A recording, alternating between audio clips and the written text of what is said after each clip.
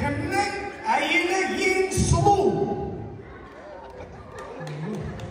Что-то, братан, ойланып шықтыңыз ғой сіз.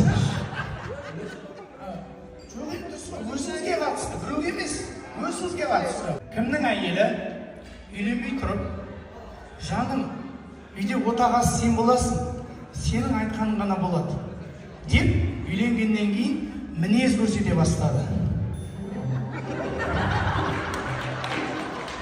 Жаным, анам, өзі мінез көрсететіндей ақ болып тұрғаныңыз.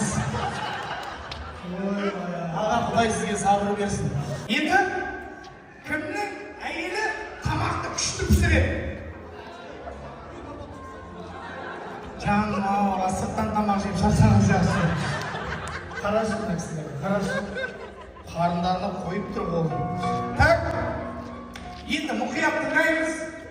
Кімнің әйелі түнде ұйықтағанда қылғылайды?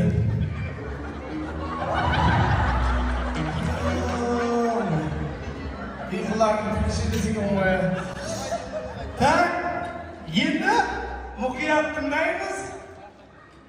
Кім тоқа алысы келеді?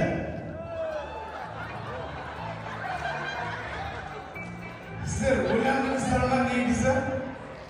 Бітті, үйге аман есен қайтыңыздар. Кім әйеліне зарплатасын береді? Мәш сен тыныш қош деп.